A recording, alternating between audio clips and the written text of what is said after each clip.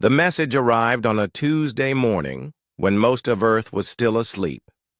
Hyun-woo Kim sat in his office on the Galactic Station, reading the words that would change everything. His hands shook as he read the document 3 times. Each word felt like a hammer blow. The Galactic Hegemony Council had made their decision. Earth had 72 hours to surrender. Hyun-woo had served as Earth's ambassador to the galaxy for 12 years. He had watched other species receive similar messages. He had seen what happened to those who refused. The memory of the Nexari homeworld still haunted him. Beautiful cities turned to ash in days. Millions dead. Their crime had been wanting to stay free. He pressed the emergency communication button. The signal would take 6 hours to reach Earth. Every second counted now. On Earth, Admiral Boram Lee was having breakfast with her family when the call came. Her daughter was telling her about school. Her husband was reading the morning news. Normal life, peace, all of it about to end. The secure phone rang once. Boram knew what that meant. She kissed her daughter's forehead and walked to her private office. The message from Hyun-woo filled the screen. She read it twice, then sat back in her chair. 72 hours. Not much time to save the world. Boram called Jin-ho Park immediately. As Chief of Military Intelligence, he needed to know first. Jin-ho was already awake, working on satellite data from the outer system. He always worked early? "We expected this," Jin-ho said after reading the message. His voice was calm. Too calm. "The question is whether we're ready." Boram thought about the years of preparation, the secret projects, the hidden weapons, the plans they hoped they would never need. "We'll find out soon enough." The emergency meeting began 2 hours later. The world's leaders gathered in the secure bunker beneath Geneva. President Chen spoke first, his face pale. Prime Minister Singh asked about evacuation plans. Chancellor Muller wanted to know about negotiations. Boram stood up. The room fell silent. Everyone knew her reputation. The Iron Admiral, they called her, the woman who had never lost a battle. "There will be no evacuation," she said. "There will be no negotiations. The aliens have made their choice. Now we make ours." She activated the wall display. Star maps filled the screen. Red dots marked alien positions. Blue dots showed human defenses. The red dots outnumbered the blue ones by hundreds. "The 9th Fleet is already moving," Boram continued. 847 ships, the most powerful military force in known space. They destroyed the Kethmore in 4 days. The Nexari lasted 6. They expect us to last, maybe 2. A minister from Japan raised his hand. "What are our chances?" Boram smiled. It was not a pleasant smile. "They think we're primitive. They think we're weak. They think we'll surrender, like the others. They're wrong." She pressed another button. New images appeared. Space stations that looked like research outposts. Mining ships in the asteroid belt. Commercial vessels near Jupiter. All of them looked innocent. All of them were lies. "We've been preparing for this day for 20 years, Boram said. "Ever, since first contact. We knew this moment would come. We've used every day to get ready." Jin-ho stood up next to her. "Project Prometheus is operational. The outer system defenses are active. The fleet is ready." "What about civilians?" asked the President of Brazil. "Safe," Boram replied. "The evacuation to the underground cities finished last month. Food and supplies for 2 years. Medical facilities, everything they need." The room erupted in questions. How long could they hold out? What about other alien species? Would anyone help Earth? Boram raised her hand for silence. No one will help us. The galaxy is afraid of the hegemony. We stand alone. We've always stood alone. She walked to the center of the room. In 18 hours, the most powerful fleet in the galaxy will enter our solar system. They come to make us slaves, to take our freedom, to decide our future for us. The leaders watched her. Fear showed on many faces, but something else too. Determination, anger. The same emotions Boram felt burning in her chest. They call us a young species, inexperienced, dangerous because we don't know our place. They're right about one thing. We are dangerous, but not for the reasons they think. She activated one final display. It showed Earth from space, blue and green and beautiful, home to 8 billion human beings who had never asked to be part of a galactic empire. We're dangerous because we refuse to kneel. We're dangerous because we won't give up our freedom for safety. We're dangerous because when someone threatens our home, our families, our way of life, we don't negotiate. We fight. The room was completely silent now. Even the translators had stopped working. The aliens made a mistake, Boram continued. They gave us a warning. They told us they were coming. They think it's mercy. It's not. It's the biggest tactical error in galactic history. She looked at each leader in turn. You want to know our chances? I'll tell you. The Ninth Fleet has never failed, never lost a single battle, never faced an enemy that didn't surrender or die quickly. Boram walked back to the display. The red dots seemed to pulse like a heartbeat. But they've never faced humans before. They don't understand what that means. They don't know our history. They don't know that we've been fighting wars since we lived in caves. They don't know that we never surrender when our survival is at stake. She touched the screen. The red dots started moving toward the inner system. In a few hours, Sujin Choi will send our response to their ultimatum. 3 words, that's all. Then we go dark. No more communications, no more warnings. When they arrive, they'll find out what happens when you threaten Earth. President Chen leaned forward. What 3 words? Boram's smile was sharp as a blade. Come and try. The meeting ended an hour later. The leaders returned to their nations to prepare their people. Boram stayed in the bunker. She had work to do. Jinho joined her at the tactical display. The outer sensors show the Ninth Fleet at maximum speed. They'll reach Neptune in 36 hours. Good, Boram said. Let them come fast. Overconfident enemies make mistakes. Are you sure about this plan? Jinho asked. We only get one chance. Boram thought about her daughter, about her husband, about 8 billion people counting on her to keep them safe and free. The plan will work, she said. It has to. She activated her command console. Across the solar system, hidden bases came online. Weapons that had been disguised for decades powered up. Ships that looked like civilian vessels revealed their true nature.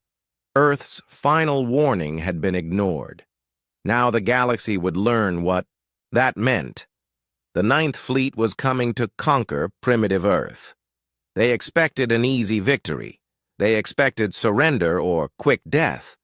They were about to discover that humans had spent their entire history disappointing the expectations of those who underestimated them. The war for Earth's freedom was about to begin. The Ninth Fleet moved through space like a storm of metal and death. Admiral Zethkar stood on the bridge of his flagship, the Dominion's Edge, watching the tactical display with satisfaction. 847 ships followed his command. The largest fleet ever assembled for a single conquest.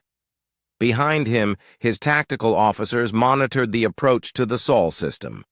The primitive human star looked small and yellow on their screens. Insignificant. Like the species that lived around it. "Distance to target system?" Zethkar asked his navigation officer. 18 standard hours, Admiral. We maintain maximum speed." Zethkar nodded. Speed was important. The faster they arrived, the less time the humans had to prepare their pathetic defenses. Not that it mattered. The Ninth Fleet could destroy anything the humans might build. "Communications," he called. "Prepare the surrender message. Standard format." "Yes, Admiral." Zethkar had given this speech 43 times before, to 43 different species. Some had surrendered immediately. Others had tried to fight. The result was always the same. The Ninth Fleet was inevitable. Earth Sujin Choi sat in the communication center deep below the surface.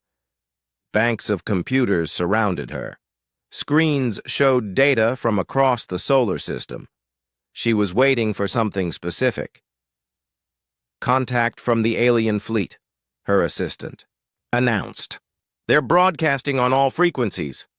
"Put it through," Sujin said. Admiral Zethkar's image appeared on the main screen. He was tall and thin, with gray skin and large black eyes. His uniform was decorated with symbols of his many victories.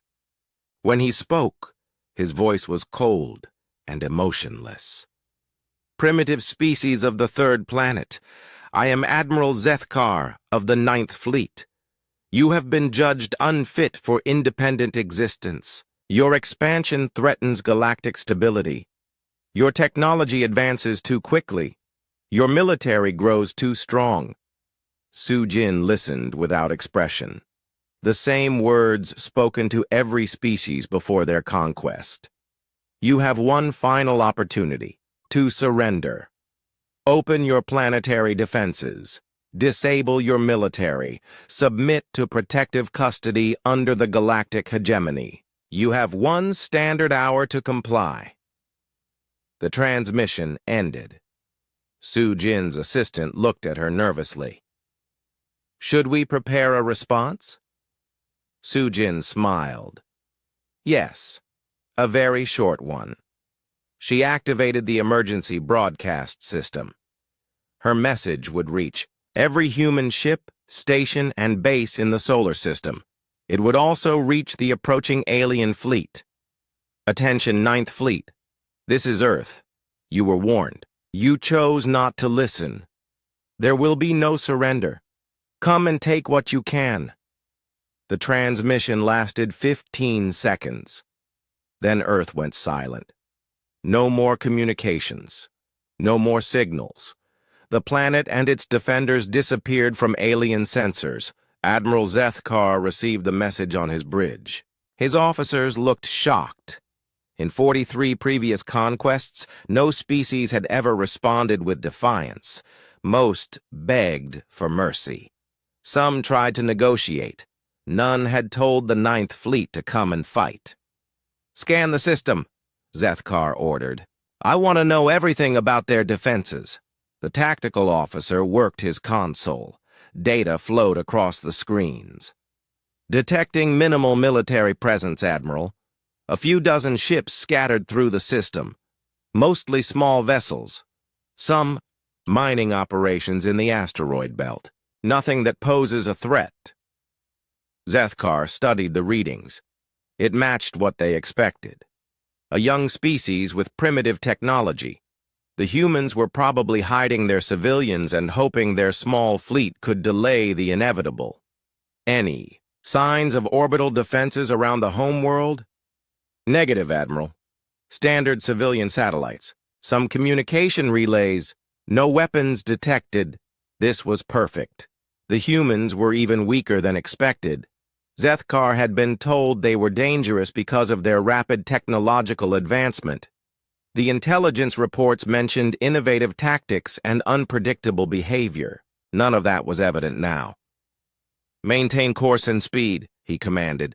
"Prepare assault forces for immediate planetary occupation." Deep in the asteroid belt, Captain Wu Jin Nam watched the alien fleet approach through his ship's sensors. The Defiance looked like a mining vessel from the outside, old and worn, with cargo containers and industrial equipment attached to its hull. Inside, it was something very different. "Contact Admiral Lee," Wu Jin told his communications officer. "Tell her the guests are arriving on schedule." The message traveled through hidden relay stations disguised as space debris. Within minutes, it reached Earth's command center where Admiral Bo-Ram Lee was coordinating the defense. "Fleet composition confirmed," Jin Ho Park reported from his intelligence station. 847 ships, 12 dreadnoughts, 36 heavy cruisers. The rest are support vessels and troop transports. Bo-Ram studied the tactical display. Red icons showed the alien fleet's position and movement. Blue icons showed human forces. To any outside observer, it looked hopeless for Earth. "Activate Phase 1, Bo-Ram ordered. Across the solar system, hidden installations came online. What had appeared to be simple mining operations revealed their true nature. Asteroid facilities that had spent decades preparing for this moment began their final checks. Min Ho Yoon supervised the weapons platform hidden inside the asteroid series. For 20 years, teams of engineers had hollowed out the large rock and filled it with weapons. From the outside, it looked like a normal mining station. Inside, it contained enough firepower to destroy a small fleet. "All systems green," Minho reported to his team. "Weapons charged and ready. Targeting computers. Online." Similar reports came from dozens of other positions. The asteroid belt had been turned into a fortress. Each rock potentially contained weapons, sensors, or troops. The aliens would fly into a carefully prepared trap. The Ninth Fleet continued its approach, unaware of the danger. Their sensors showed exactly what the humans wanted them to see: primitive defenses, weak ships, an easy victory. Admiral Zethkar was reviewing the assault plans when his intelligence officer approached. "Admiral, we've analyzed the human response to our surrender demand, and it's unusual, sir. Most species either surrender or try to negotiate at this point. The humans showed no fear, no respect for our superior force." Zethkar considered this. "Ignorance. They don't understand what they face.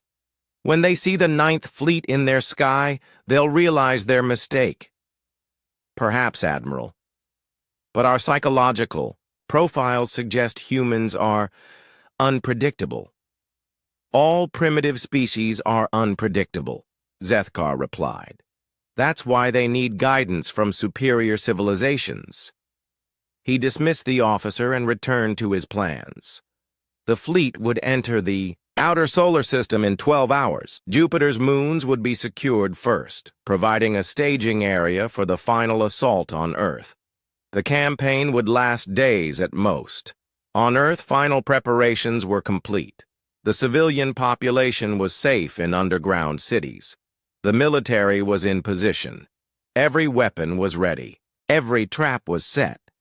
Admiral Bo-Ram Lee stood in the command center, watching the countdown timer. In a few hours, the Ninth Fleet would learn something important about humans, something that 43 other species had learned too late.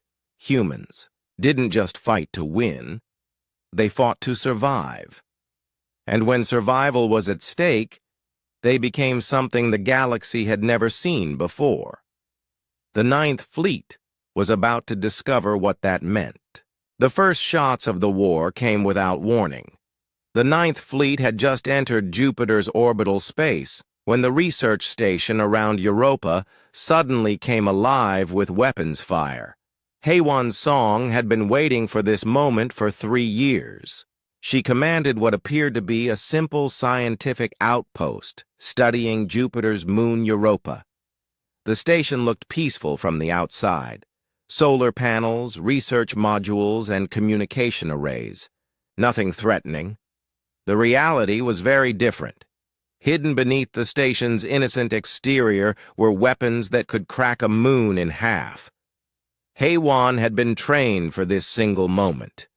She would fire the first shot in humanity's war, for survival.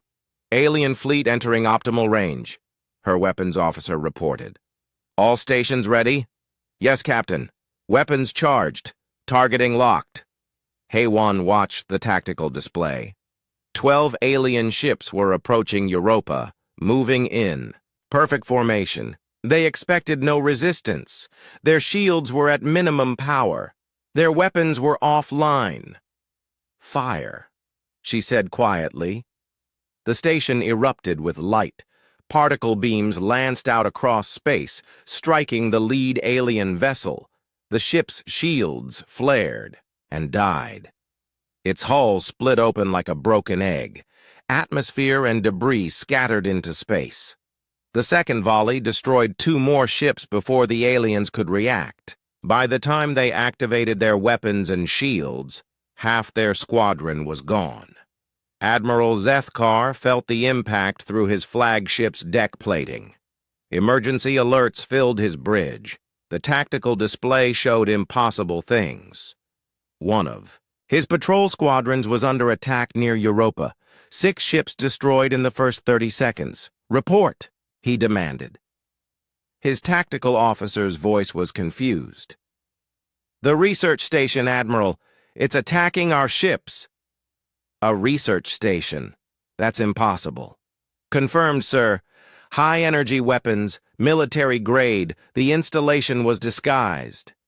Zethkar stared at the display. In his 43 previous conquests, no species had ever used deception on this scale.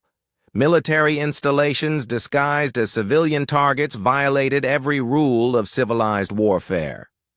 Destroy it, he ordered. 3 heavy cruisers moved toward Europa, their weapons charging. They fired dozens of missiles and energy beams at the station. The attack struck a powerful shield that had appeared from nowhere. The station continued firing, destroying another alien ship. Shield strength holding at 90%, HFY's engineer reported.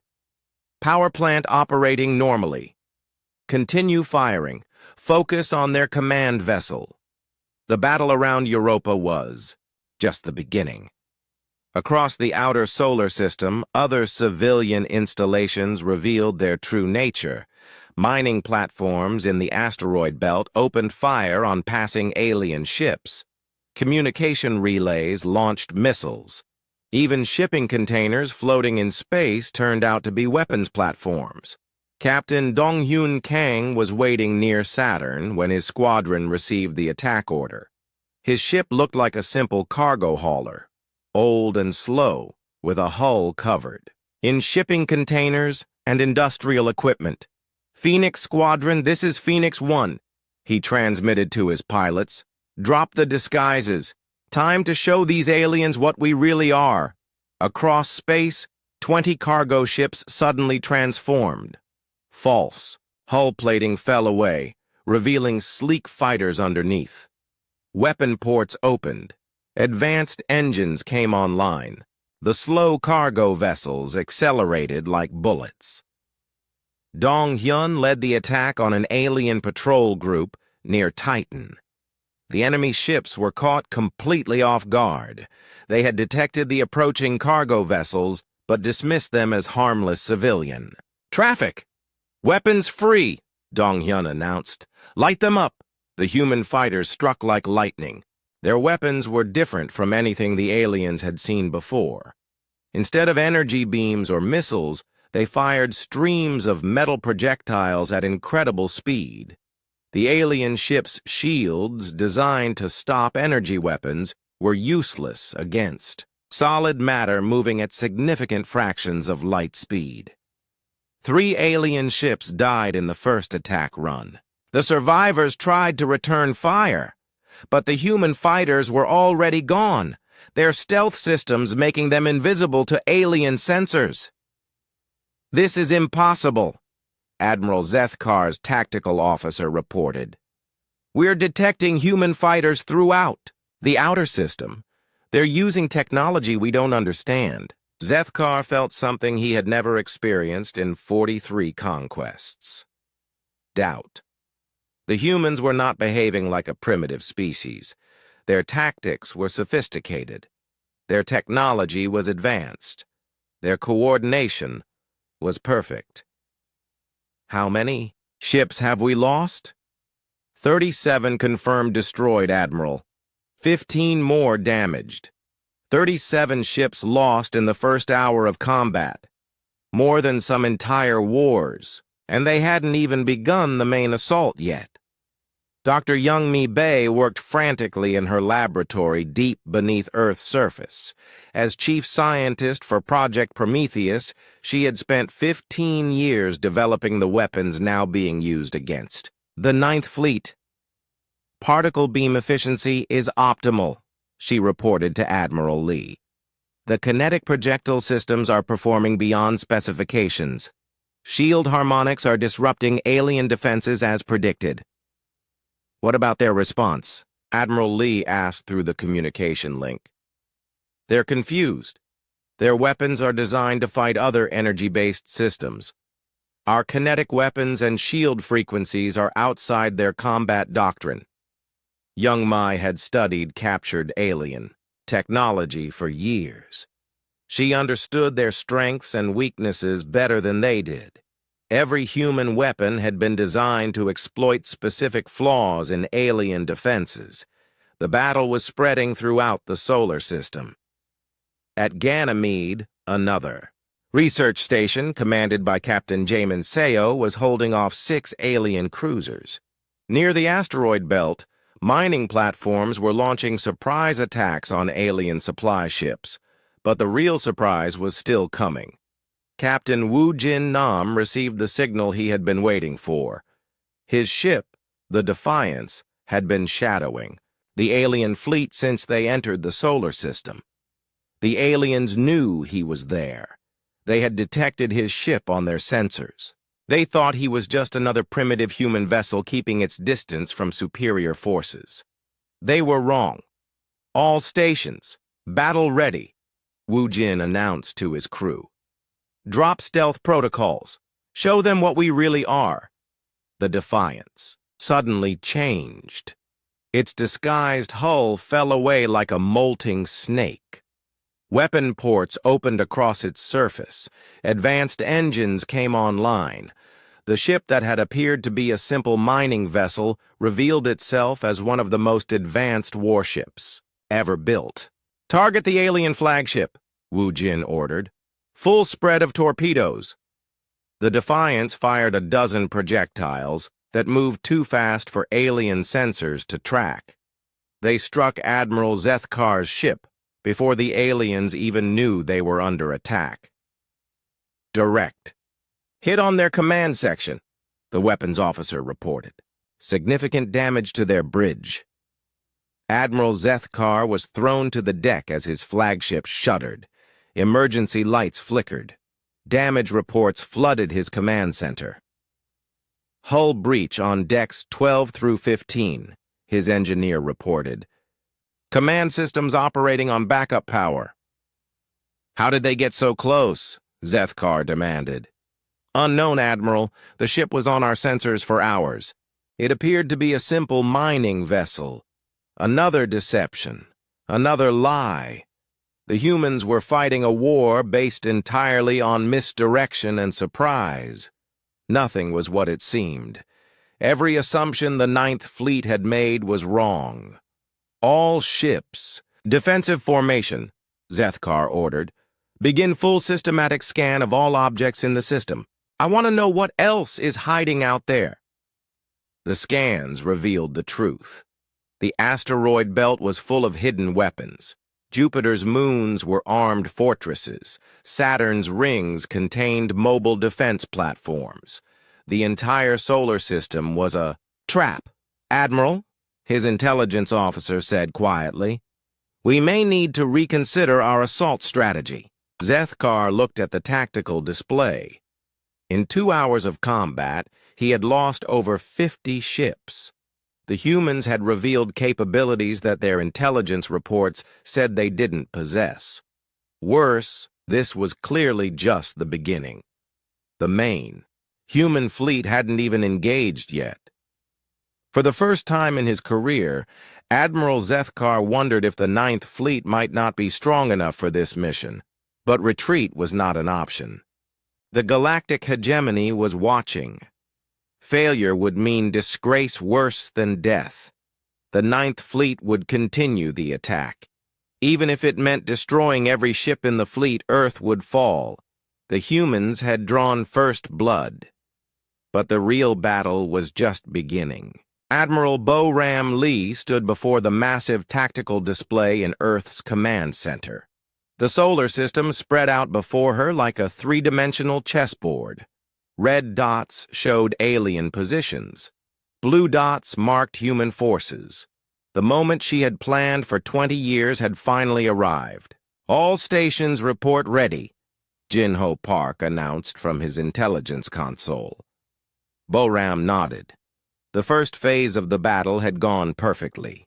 The aliens were confused and scattered. They had lost nearly 100 ships to what they thought were civilian installations. Now it was time to spring the main trap. "Activate the gravity wells," she ordered. Throughout the asteroid belt, hidden installations came online. Taehyun O supervised the largest facility, buried deep inside the asteroid Vesta.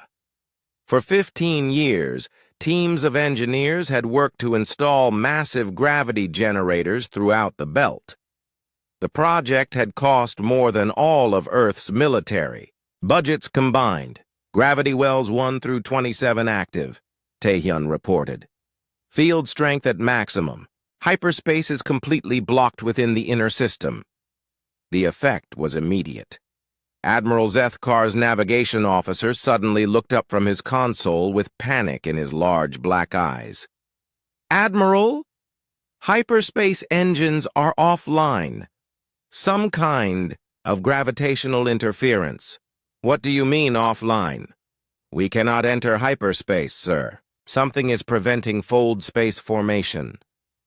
Zethkar felt cold dread in his chest. Without hyperspace capability, the Ninth Fleet was trapped in the Sol system. They could not retreat. They could not call for reinforcements. They would have to fight with what they had. Source of the interference? Unknown, Admiral. The gravitational fields appeared to be artificial, but we cannot locate the generators. Zethkar realized he had made a terrible mistake. The humans had not just prepared defenses. They had turned the entire solar system into a prison. The Ninth Fleet could only leave by winning completely or dying completely. "All ships, attack formation," he ordered. "Begin systematic destruction of human positions. No survivors. Captain." Seung-Ho Lim received the order to advance from his position near Mars. His ship, the Indomitable, was one of Earth's newest heavy cruisers. Unlike the disguised stations and fighters, his ship looked exactly like what it was: a warship built for battle. "All ships, this is Indomitable," he transmitted to the human fleet. "Form up for attack. Time to show these aliens how humans fight when we're not hiding." The main human battle fleet consisted of 47 ships. Compared to the alien force of over 700 remaining vessels, it seemed hopeless. But appearances were deceiving. The human ships moved with perfect coordination.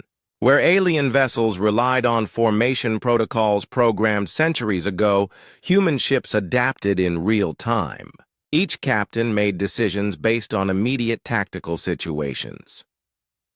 Yoon-ji Kim watched the battle from her analysis station on Earth. As the military's chief tactical analyst, she had studied alien combat doctrine for years. She knew exactly how they would attack. "Alien fleet deploying in standard siege formation," she reported to Admiral Lee. Dreadnoughts advancing in line.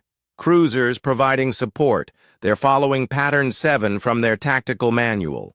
Predicted response time to tactical changes? Boram asked. 47 minutes, Admiral. Their command structure requires approval from Fleet Command for any tactical modifications. Boram smiled grimly. 47 minutes was a lifetime in space combat. Human commanders could change tactics in seconds. All ships, execute Plan Omega, she transmitted. The human fleet suddenly scattered in all directions. Instead of meeting the alien advance head-on, they broke into small groups and attacked from multiple angles. The aliens' rigid formation became a liability as human ships struck from directions their doctrine said were impossible. Captain Sung-Ho Lim led his squadron in a direct assault on the alien flagship. The Dominion's Edge was a massive vessel. Larger than any human ship, its weapons could destroy a city, its shields could stop a nuclear explosion, but the human attack came from an unexpected direction. Instead of approaching from the front where the alien ship's heaviest weapons waited, the Indomitable attacked from below, using Jupiter's gravity to mask its approach. "Fire all weapons," Sung-Ho ordered. The Indomitable's entire arsenal struck. The alien flagship's ventral hull. Kinetic projectiles punched through shields designed to stop energy weapons. Missile warheads detonated against armor plating, sending shock waves through the massive ship. Admiral Zethkar was thrown against his command chair as his ship bucked under the assault. Damage reports flooded his displays. The humans had struck exactly where his ship was weakest. "Return fire," he ordered. The Dominion's Edge turned to bring its main weapons to bear, but the human ship was already gone, its superior engines carrying it beyond effective range. This pattern repeated throughout the battle zone.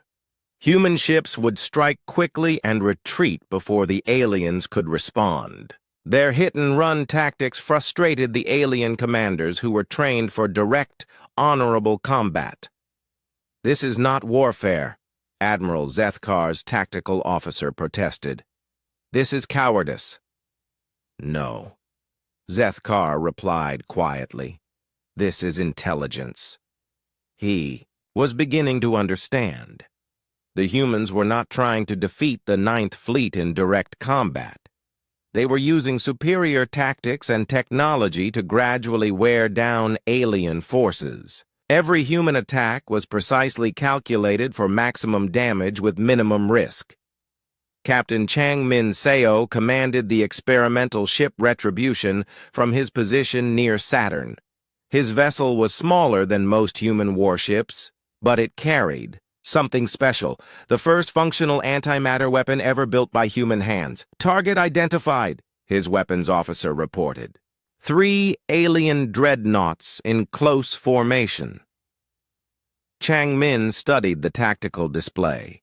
The alien ships were moving together, their shields overlapping for mutual protection. Standard tactics said it was impossible to damage such a formation without overwhelming firepower. Standard tactics were wrong. "Fire the antimatter torpedo," Chang Min ordered. The weapon looked like an ordinary missile. It moved at normal speed. The alien ships detected it easily and prepared to shoot it down with defensive fire. The torpedo detonated 3 kilometers from the nearest alien ship. The explosion was unlike anything the galaxy had ever seen. Matter and antimatter annihilated each other in a burst of pure energy that outshone the sun. All 3 alien dreadnoughts simply ceased to exist. Their shields, their armor, their weapons, everything vanished in an instant. The explosion was so powerful that ships 20 kilometers away suffered damage from the shock wave. Across the Ninth Fleet, alien crews stopped what they were doing and stared at the expanding ball of energy where 3 of their mightiest ships had been. In their long history of conquest, they had never seen such devastating power. What was that? Admiral Zethkar demanded. His science officer's voice shook as he replied. Unknown, Admiral. The energy signature is unlike anything in our databases. The explosion was complete matter conversion. Impossible. No species has mastered antimatter. Weapons! The humans have, Admiral. Zethkar felt his confidence cracking. Antimatter weapons were theoretical even for the most advanced species in the galaxy. The power requirements were enormous. The containment systems required precision beyond current technology. Yet the humans had done it. A species, the Galactic. Hegemony considered primitive, had developed weapons that could destroy any ship with a single hit. How many more antimatter weapons do they have? He asked. Unknown, Admiral. The battle continued for hours. Human ships struck from every direction, using tactics the aliens had never encountered. Their weapons were specifically designed to exploit weaknesses in alien technology. Their coordination was perfect, but the most devastating weapon was fear. The alien crews knew that any moment another antimatter torpedo might erase their ship from existence. The knowledge affected their performance. Crews hesitated. Commanders made defensive decisions instead of aggressive ones. Admiral Boram Lee watched the battle unfold exactly as she had planned. The aliens were trapped in the solar system, confused by human tactics and terrified of human weapons. They still outnumbered the human forces, but numbers meant nothing when strategy and technology were superior. Admiral, Yoonji Kim reported, alien fleet cohesion is breaking down. Individual ships are operating independently. Their formation discipline is collapsing. Estimated time to complete tactical breakdown? 6 hours at current rate, Admiral. Boram nodded. The plan was working. Perfectly. The Ninth Fleet had come to Earth expecting an easy victory against primitive opponents. Instead, they found themselves trapped in a carefully prepared killing ground, fighting an enemy that refused to follow the rules of civilized warfare. Begin Phase 3, she ordered. Across the solar system, the final phase of Earth's defense began. The real battle was just starting. The Ninth Fleet was about to learn that humans didn't just fight to win, they fought to survive. And when survival was at stake, there were no rules except victory. The boarding pods launched from the human ship Vindication like bullets from a gun. Captain Jae-Sung Kwon led 30 Marines in a desperate assault on the alien command ship Dominion's Edge. The alien flagship was wounded but still dangerous, its massive hull scarred by human weapons. Breach in 30 seconds, Jae-Sung announced to his squad. Remember your training. These aliens are bigger than us, stronger than us, but they've never fought humans before. The Marines wore powered armor that made them look like metal giants. Enhanced muscles gave them superhuman strength. Advanced sensors let them see through walls. Each Marine carried enough firepower to level a building, but their greatest weapon was something no alien species possessed: the human pack instinct. The boarding pods punched through the alien ship's hull like fists through paper. Emergency lights flashed as atmosphere rushed out of the breaches. The Marines moved quickly through corridors designed for creatures twice their size. Contact front! Sergeant Kim Yeon-ju called out as the first alien defenders appeared.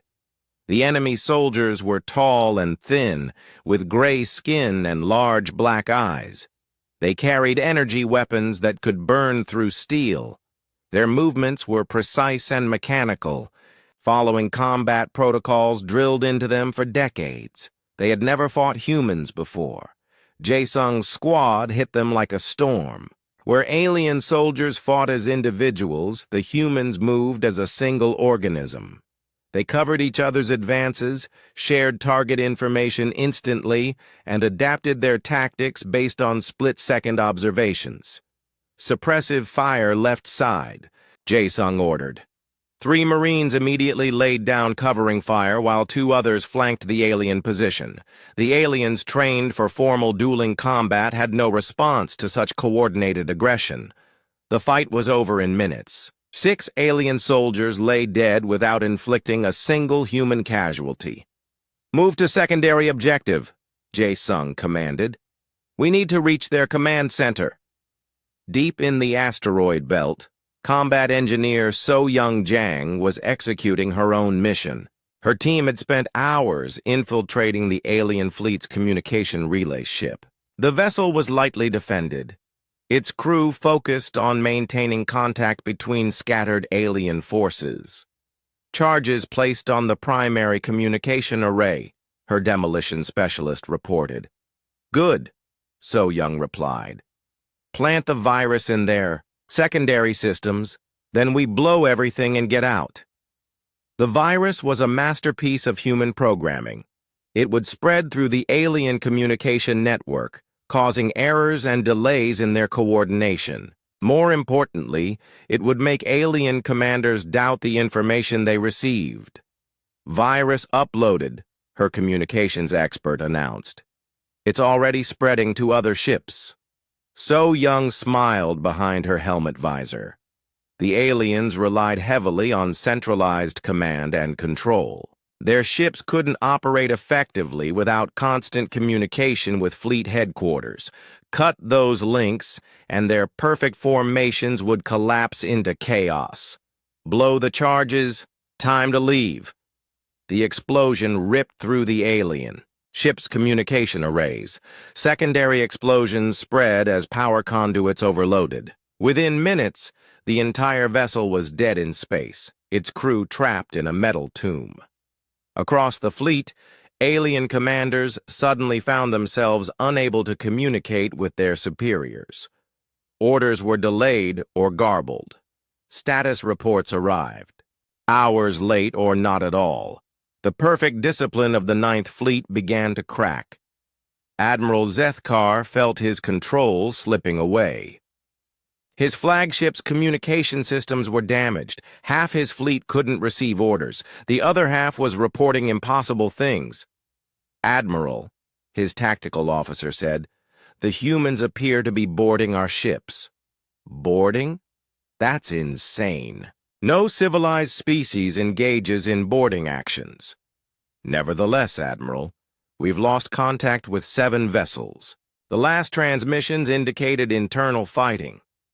Zethkar couldn't understand it. Boarding actions were considered barbaric by galactic standards.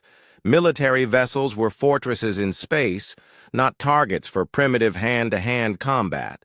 Yet, somehow humans were fighting inside his ships. The truth was more complex. Human Marines didn't just fight better than alien soldiers, they thought differently. Every human carried the genetic memory of 1,000,000 generations of pack hunters. They instinctively coordinated their actions in ways that alien minds couldn't comprehend.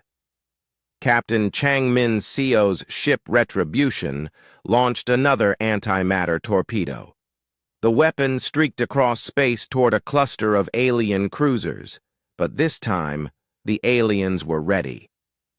"Incoming projectile," the alien commander announced. "All ships, evasive action." The alien vessels scattered, breaking formation to avoid the devastating weapon.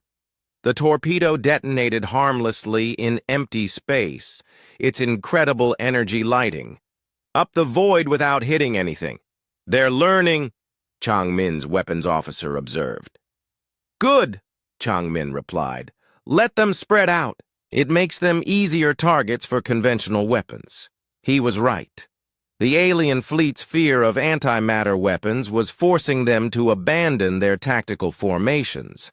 Ships that should have been supporting each other were now scattered across thousands of kilometers.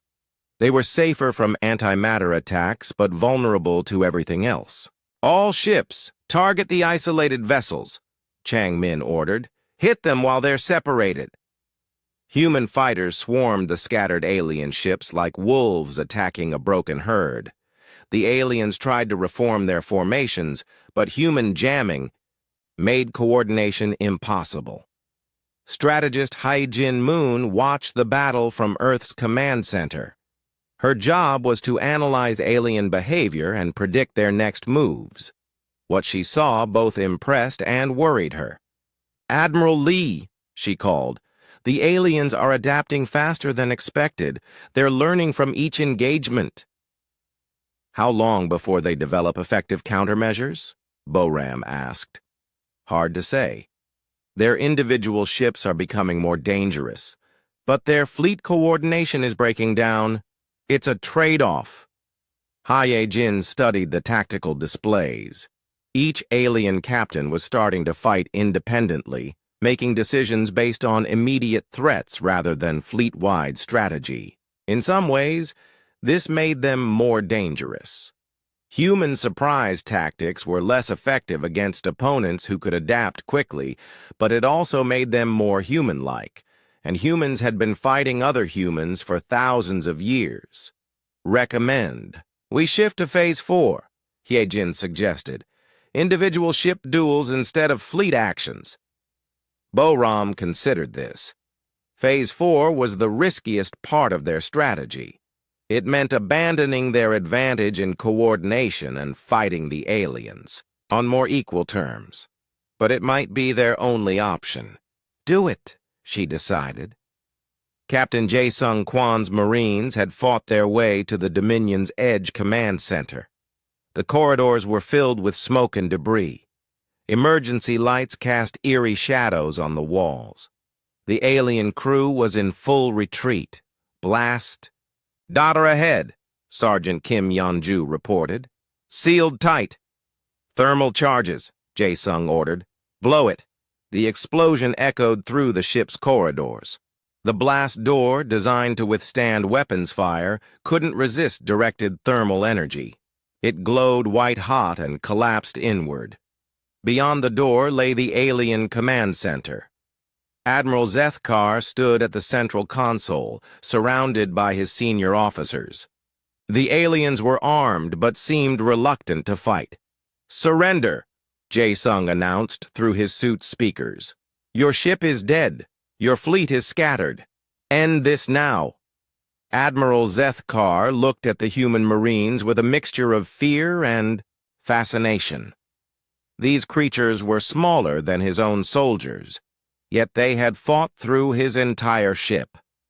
Their tactics were unlike anything in the galactic military database. "You fight without honor," he said in accented human standard. "We fight to win," Jae-Sung replied. "Honor is for species that can afford to lose." The standoff lasted several long seconds. Then Admiral Zethkar slowly placed his weapon on the FOV deck. His officers followed suit. "Your ship is ours," Jae-Sung announced. "But the battle isn't over. Call off your fleet, and we might let some of you live." Zethkar looked at the tactical displays around his command center. The Ninth Fleet was scattered across the solar system. Communication was sporadic. Coordination was impossible. Individual ships were being hunted down by human forces using tactics he didn't understand. For the first time in his long military career, Admiral Zethkar faced the possibility of total defeat. "I cannot surrender the fleet," he said quietly. "Even if I wanted to. Most ships cannot receive my orders." Jae-Sung nodded. He had expected this answer. The aliens' rigid command structure was both their strength and their weakness. Without central coordination, they couldn't surrender even if they wanted to. "Then they'll die ship by ship," he said. "That's what happens when you threaten Earth."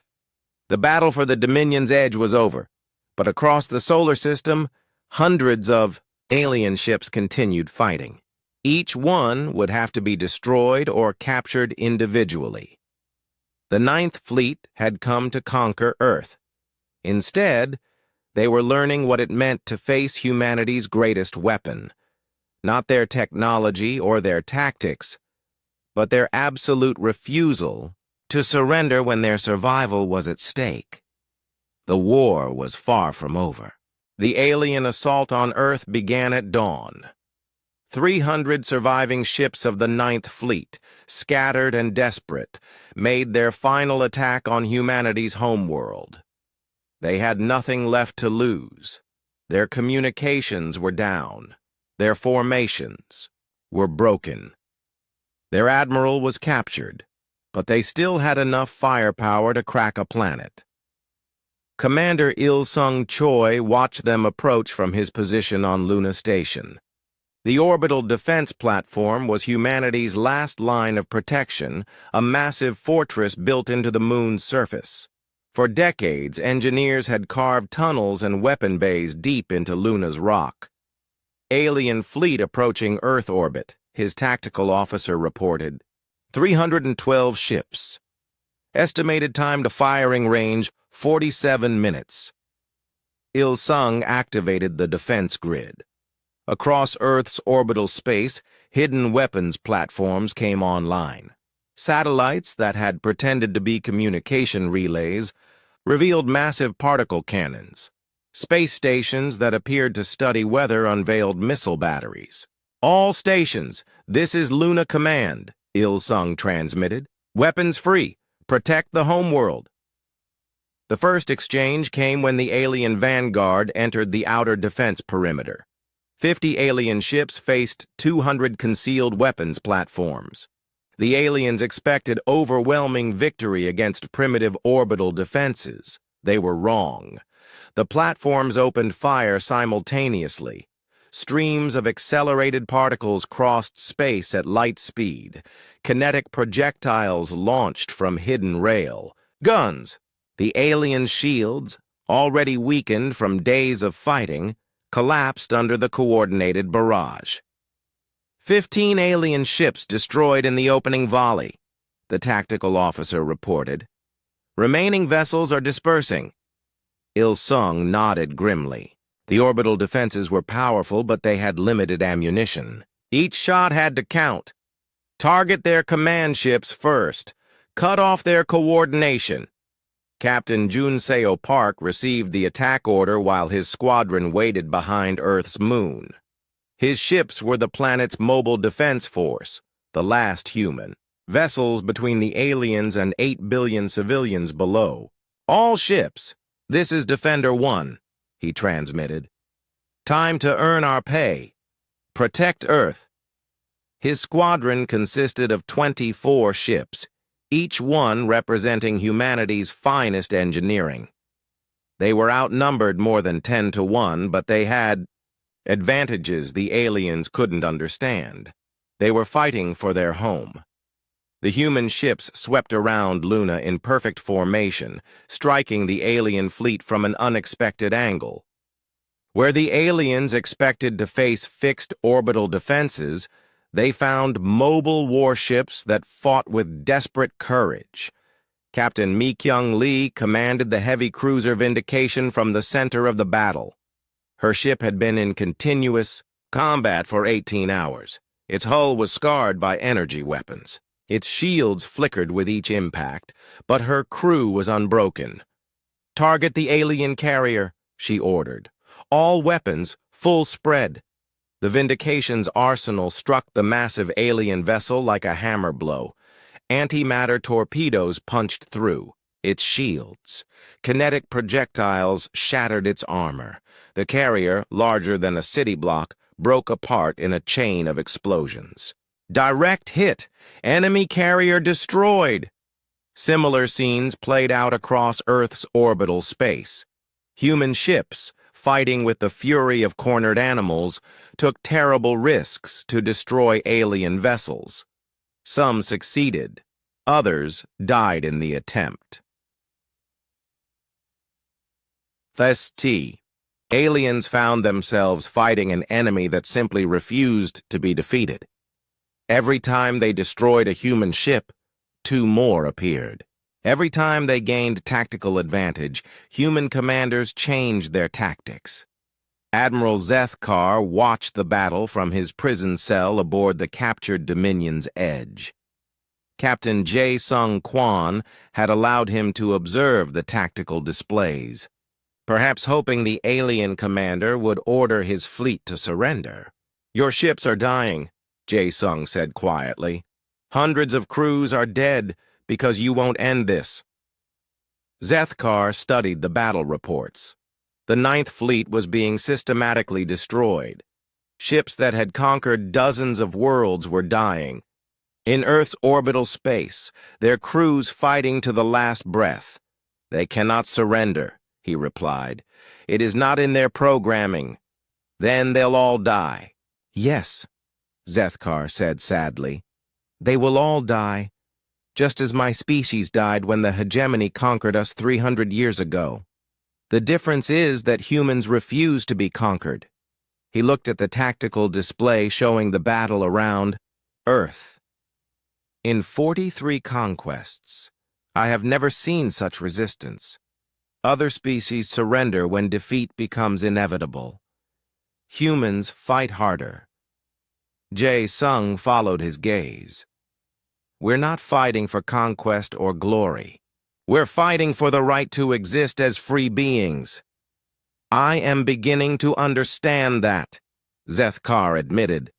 The battle raged for hours. Captain Junseo Park's squadron slowly ground down the alien fleet through superior tactics and desperate courage. His own ship, the Defender, had taken critical damage. Half his crew was dead or wounded, but they kept fighting. "Defender, this is Earth Control," came a transmission from the planet below. "Status report." "Still fighting," Junseo replied through gritted teeth. His ship shuddered as another alien missile struck home. "Alien forces down to 100 ships. We can hold them." "Reinforcements are coming.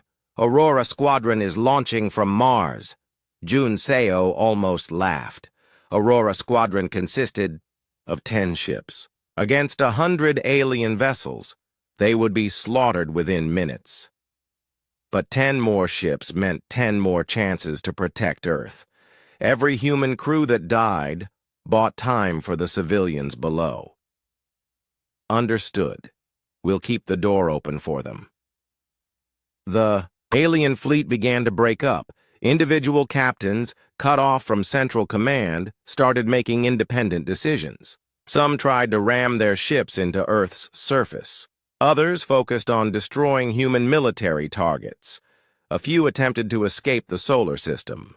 None succeeded. Commander Il-sung Choi's orbital platforms tracked every alien ship with mechanical precision. The weapons grid that had taken decades to build performed exactly as designed. Nothing larger than a meteor could reach Earth's surface without being destroyed. "Alien assault wave eliminated," his tactical officer reported. 96 ships destroyed, 14 damaged and retreating. "Pursue and destroy," Il-sung ordered. "No survivors." The order was harsh but necessary. The aliens had come to enslave humanity. They had ignored Earth's warnings. They had chosen war over peace. The consequences were their own responsibility. Captain Mi-kyung Lee's ship Vindication was among the vessels pursuing the fleeing aliens. Her crew was exhausted, her ship was damaged, but her mission was clear. "Track them to the edge of the system if necessary," she ordered. "Make sure they can't regroup." The hunt lasted 3 more hours. One by one, the surviving alien ships were cornered and destroyed. Their superior technology couldn't overcome human determination and tactical superiority. The last alien ship died near the orbit of Mars, its hull shattered by human weapons. The crew sent no distress signals, made no attempt to surrender. They simply fought until their ship was destroyed. Admiral Bo Ram Lee watched the final moments of the battle from Earth's command center. The tactical display showed the end of the Ninth Fleet. 847 ships had entered the solar system 3 days ago. Now none remained functional. All alien vessels destroyed or captured, Jinho Park reported. The system is secure. Bo-Ram felt a mixture of relief and sorrow. Humanity had won, but the victory had cost thousands of lives. Good people had died, defending their world from an enemy that should never have come. "Begin search and rescue operations," she ordered. "I want every human survivor found and brought home." The war for Earth was over. The Ninth Fleet, legendary across the galaxy for its invincibility, had been completely destroyed by a species the galactic hegemony considered primitive.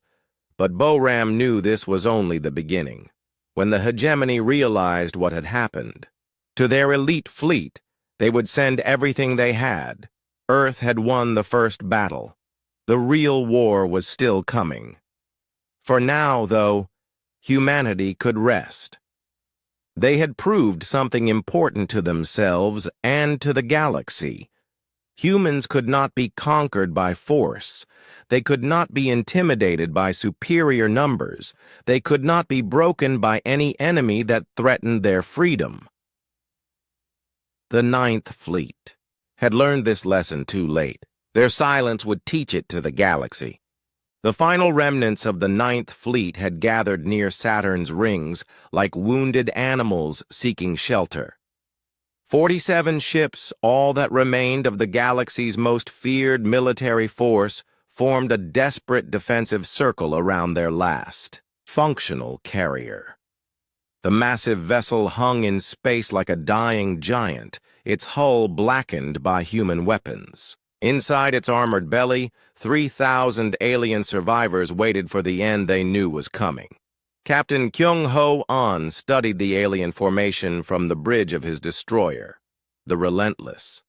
His small task force had been hunting the survivors for 6 hours, tracking them through the outer system as they desperately sought escape. There would be no escape. "Alien formation analysis complete," his tactical officer reported. 1 heavy carrier, 12 cruisers, 34 support vessels. They're positioned defensively around the carrier. Kyung-Ho nodded. The aliens had finally learned something about human tactics. Instead of spreading out to avoid antimatter weapons, they were staying together for mutual support. It was the right decision, but it came too late. "Signal the fleet," he ordered. "Begin final assault." Across Saturn's orbital space, 23 human ships moved to attack positions. They were outnumbered 2-1, but numbers had stopped mattering days ago. The aliens were broken, desperate, and cut off from any hope of reinforcement. The humans were fighting to finish what the aliens had started. "This is relentless to all ships," Kyung-Ho transmitted. "Target the carrier first. It's their command center and their refuge. Once it's gone, the rest will be easy." The attack began with a barrage of long-range missiles. The alien carrier's defensive systems tried to intercept them, but human guidance systems had learned to compensate for alien countermeasures. Half the missiles got through, hammering the massive ship's already weakened shields. "Direct hits on the carrier," the weapons officer reported. "Their shields are failing." Nae Young Shin coordinated the assault from her position aboard the intelligent ship Observer. Her job was to ensure that valuable alien technology and information survived the battle. Too much had been destroyed in the fighting. Earth needed to understand their enemies better. "Hyun-sik, are you ready?" she asked through the communication link. Lieutenant Hyun-sik Bay commanded the boarding team that would assault the carrier. His Marines were equipped with non-destructive weapons and capture equipment. Their mission was to disable the alien self-destruct systems before the ship could be destroyed. "Ready for insertion," Hyun-sik confirmed. "Boarding pods are loaded and waiting." Remember, we need their computers intact. Any intelligence about hegemony forces could save millions of human lives. The assault on the carrier began with surgical precision. Human fighters swept in to destroy the ship's point defense systems while boarding pods launched from multiple directions. The aliens fought desperately to repel the attackers, but their defenses had been weakened by days of combat.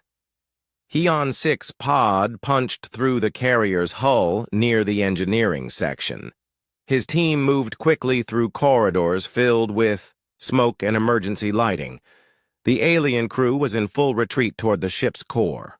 Demolition charges detected on the main computer core, his tech specialist reported.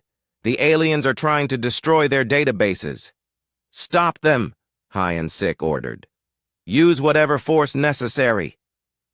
The Marines fought their way through the ship's lower decks, racing against time to reach the computer core before the aliens could activate their destruction charges. They met fierce resistance from alien security teams, but human weapons and tactics proved superior once again. The battle inside the carrier lasted 20 minutes. When it ended, Heon 6 team controlled the ship's vital systems and had captured most of the alien crew alive. Computer core secured, he reported to Na Young. Databases are intact. We've got everything: star charts, fleet dispositions, communication codes. Excellent work. Download everything and prepare for extraction. While the boarding action continued, Captain Kyung-ho On's fleet systematically destroyed the remaining alien ships. The survivors fought bravely, but they were outnumbered, outgunned, and outmaneuvered. One by one, the alien vessels fell silent. The last ship to die was a small escort vessel that had tried to ram the human destroyer Vengeance. Captain Sang-woo. Kim had been tracking the alien ship for hours, watching as its crew made increasingly desperate maneuvers. They're on a collision course, his helmsman reported. Impact in 30 seconds. Sang-woo had to make a split-second decision. His ship could avoid the collision easily, but that would allow the alien vessel to escape and potentially regroup with other survivors. The alternative was to intercept the enemy ship directly. All power to forward shields, he ordered. We're going to stop them. The Vengeance turned to meet the alien ramming attack head-on. The two ships collided in a spectacular explosion of metal and energy. The alien vessel disintegrated on impact. The Vengeance survived, but barely. Sang-woo felt his ship shudder as hull plates buckled and systems failed. Emergency alarms filled the bridge. Half his crew was injured or dead, but the alien ship was gone. Damage report, he called out. Hull breach on decks 5 through 7, his engineer replied. Main engines offline. Life support operating on backup power. Casualties? 14 dead, 23 wounded. Sang-woo closed his eyes for a moment. 14 good people dead. To stop one alien ship from escaping, but those 14 deaths might have saved millions of lives on Earth. Signal for rescue ships, he ordered. We're done fighting. The battle near Saturn was over. The last organized remnant of the 9th Fleet had been destroyed. Only scattered individual ships remained, hiding throughout the outer system and waiting for rescue that would never come. Admiral Zethkar received reports of the carrier's destruction in his cell aboard the captured Dominion's Edge. Each loss felt like a physical blow. These were not just ships. They were crews he had commanded for years, friends and colleagues who had followed him into this disaster. The carrier Hegemon's pride has been destroyed, Captain Jae Sung-kwan reported quietly. Your fleet is gone, Admiral. Zethkar said nothing for a long moment. In 3 days of fighting, humanity had achieved something no species in galactic history had ever done. They had completely destroyed the 9th Fleet. How many survivors? He finally asked. About 300, scattered across a dozen ships. We're hunting them down one by one. And when you find them? Jae-sung's expression was grim. The same thing that happened to the rest. They chose war. They get war. Zethkar understood. The humans were not being cruel. They were being practical. Any surviving alien ship could potentially escape the solar system and report Earth's capabilities to the hegemony. That could not be allowed. You realize what this means? Zethkar said. When the hegemony discovers what happened here, they will send everything they have, every ship, every weapon. They will not make the mistake of underestimating you again. Let them come, Jae-sung replied. We'll be ready. You don't understand. The Ninth Fleet was just one battle group. The hegemony has thousands of ships, millions of soldiers. They will turn this entire system into a graveyard. Jae-sung was quiet for a moment. Then he smiled. Admiral, you still don't understand humans. We've been fighting impossible odds our entire history. It's what we do. Over the next 6 hours, the remaining alien ships were hunted down and destroyed. Some tried to hide in Saturn's rings. Others attempted to escape to the outer system. None succeeded. The last alien ship died near the orbit of Uranus, its crew fighting to the end despite having no hope of victory or survival. When it was over, Captain Kyung-ho An transmitted a message to Earth. This is relentless to Earth command. All alien vessels destroyed. The system is secure. Admiral Boram Lee received the message in her command center below Earth's surface. Around her, staff officers began the massive task of assessing the damage and preparing for whatever came next. Total alien casualties? She asked Jin-Ho Park. Complete destruction of the Ninth Fleet, 847 ships, approximately 200,000 crew members. No survivors except for prisoners aboard captured vessels. The numbers were staggering. An entire fleet had been wiped out in less than 4 days of fighting. The Galactic Hegemony's most elite military force had been completely destroyed by a species they considered primitive. Human casualties? 312 ships lost, approximately 15,000 dead, 8,000 wounded. Boram felt the weight of those numbers. 15,000 good people who would never go home. Families destroyed, lives ended, defending their world from invaders. But they had not died for nothing. Their sacrifice had saved 8 billion civilians on Earth and proved that humanity could not be conquered. Begin Phase 5, she ordered. Prepare for the real war. The destruction of the Ninth Fleet was just the beginning. When the Galactic Hegemony learned what had happened, they would come with everything they had. But humans had learned something too. They had learned that they could fight the galaxy's greatest military force and win. They had learned that their technology and tactics were superior to anything the aliens could bring. Most importantly, they had learned that freedom was worth any price. The Ninth Fleet's destruction would echo across the galaxy. Some species would see it as proof that the full hegemony could be defeated. Others would. 3 weeks passed in complete silence. On the galactic capital world of Hegemonus Prime, the ruling council waited for reports that never came. The Ninth Fleet should have completed its mission days ago.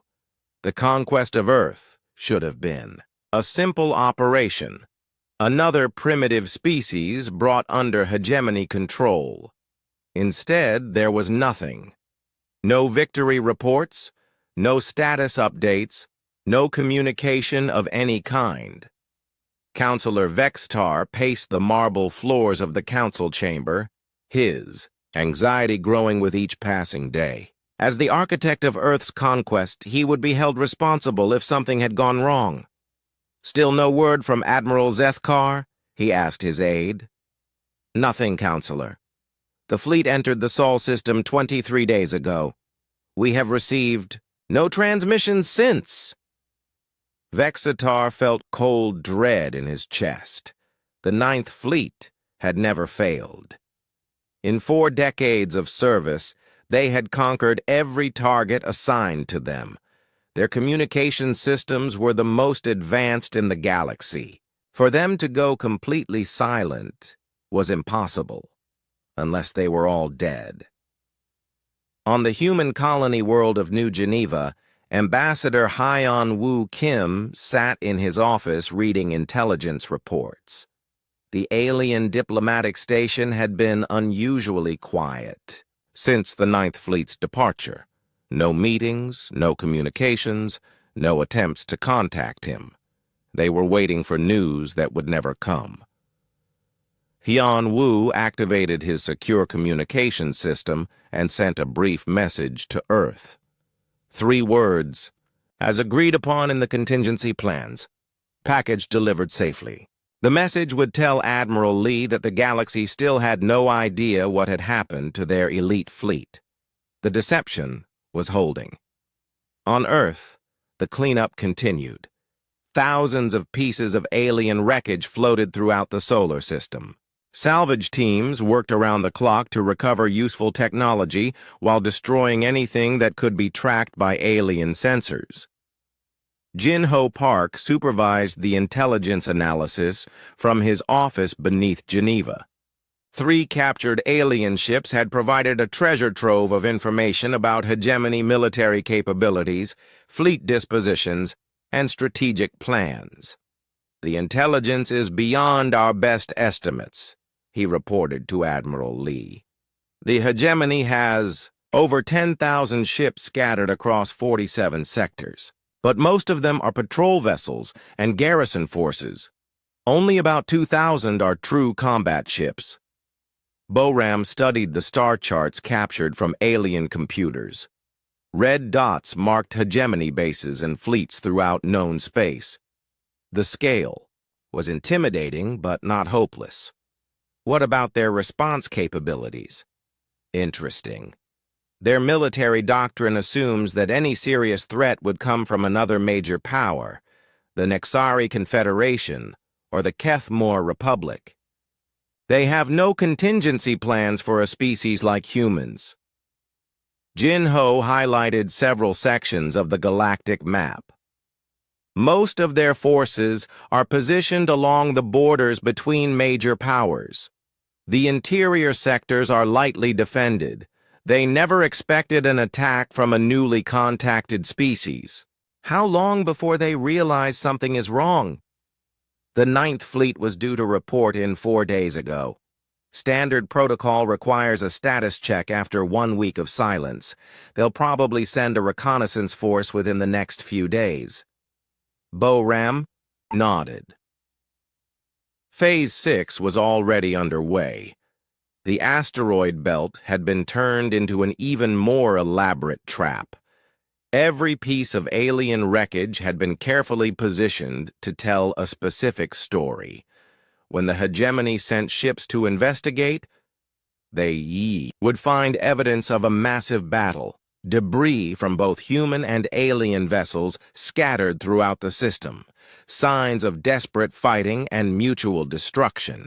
They would conclude that the Ninth Fleet had completed its mission at terrible cost, that Earth's primitive defenders had fought so fiercely that both fleets had been annihilated.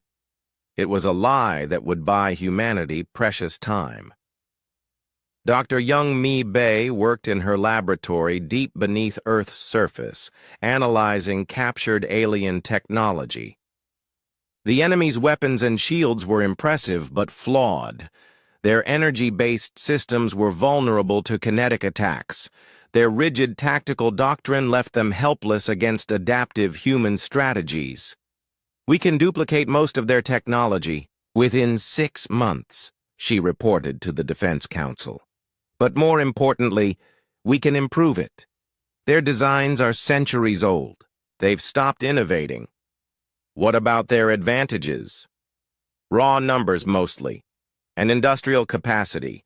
They can build ships faster than we can destroy them. But ship for ship, we're superior. Young Me activated a holographic display showing alien ship designs. They build for intimidation and overwhelming force. We build for efficiency and tactical flexibility. In small engagements, we'll win every time. In major fleet actions, she didn't need to finish. Everyone understood. Humanity could defeat any alien force they encountered, but the hegemony could simply build more ships than Earth could destroy. The war would ultimately be won by whoever adapted fastest to new realities. Captain Wu Jin Nam returned from a reconnaissance mission to the outer system. His ship, the Defiance, had spent 2 weeks ensuring that no alien survivors remained hidden among the gas giants or asteroid belts. "System is clean," he reported to Admiral Lee. "No alien ships, no escape pods, no emergency beacons. Whatever happens next, they won't have advance warning." Bo-Ram thanked him and returned to her strategic planning. Earth had won the first battle. Through superior preparation and tactics, the next engagement would be different. The aliens would come prepared for serious resistance, but humans would be ready too. Construction crews worked around the clock building new ships and weapons. The captured alien technology was being reverse-engineered and improved. Most importantly, military doctrine was being rewritten based on lessons learned from the battle. Humanity had discovered something important about galactic warfare. Most species fought according to rigid traditions developed over thousands of years. They had forgotten how to innovate, how to adapt, how to think creatively about military problems. Humans remembered. They had been forced to throughout their history, fighting enemies who were bigger, stronger, or more numerous. Adaptation was their greatest survival trait. The Ninth Fleet had learned this too late. Admiral Zethkar sat in his comfortable prison cell aboard the captured ship Dominion's Edge. He had been treated well by his human captors, given adequate food, medical care, and even access to communication systems so he could observe human preparations. What he saw both impressed and terrified him. The humans were not celebrating their victory. They were not resting or enjoying their triumph. Instead, they worked with desperate intensity to prepare for the next attack. Every day brought new weapons, new ships, new defensive installations. The solar system was being turned into a fortress that would make their previous preparations look simple. "You understand what's coming," Captain Jae-Sung Kwon said during one of their regular conversations. "Better than you do," Zethkar replied. "The hegemony will not make the same mistakes twice. They will come with overwhelming force." How overwhelming? Zethkar was quiet for a moment. His captors had treated him with respect. They had honored the military traditions of warfare even when his own people had not. He owed them honesty. Every ship they can spare, perhaps 3,000 vessels. They will not risk another humiliation. 3,000 ships, Jae-Sung repeated thoughtfully. That's a lot. It's a death sentence. No species has ever defeated a force that large. Jae-Sung smiled. No species has ever been humanity before. Across the galaxy, other civilizations watched and waited. The destruction of the Ninth Fleet had not gone completely unnoticed. Sensor arrays on the borders of hegemony space had detected unusual energy signatures from the direction of Earth. On the Nexari homeworld, intelligence analysts studied the data with growing excitement. Something had happened to the galaxy's most feared military unit. If the humans had somehow defeated the Ninth Fleet, it would change everything. Similar conversations were taking place on dozens of worlds, species that had been conquered by the hegemony. Rebellious colonies that chafed under alien rule, independent systems that lived in fear of eventual conquest. All of them wondered if the impossible had finally happened. If someone had found a way to defeat the empire that ruled the galaxy, the answer would determine the fate of billions. But for now, Earth prepared in silence. The deception held. The galaxy waited for news that would never come. Admiral Boram. Lee stood in her command center, watching the tactical displays that showed Earth's growing defenses. New weapons platforms surrounded the planet. Hidden bases dotted the asteroid belt. The fleet had been rebuilt and expanded with captured alien technology. But her greatest weapon was something the aliens couldn't understand or duplicate. It was the knowledge that humans would never surrender, never submit, never accept slavery in exchange for safety. The Ninth Fleet had come to Earth expecting an easy conquest. They had found instead a species that fought with the fury of cornered animals, and the intelligence of apex predators, a species that had spent its entire evolutionary history learning to defeat larger, stronger enemies through cunning and determination. "Status report," she asked Jin-Ho Park. "All defensive systems operational. Fleet at full readiness. Intelligence. Networks monitoring hegemony space for signs of retaliation. Estimated time before they send another force? 4 to 6 weeks. They'll want to investigate thoroughly before committing more resources." Boram nodded.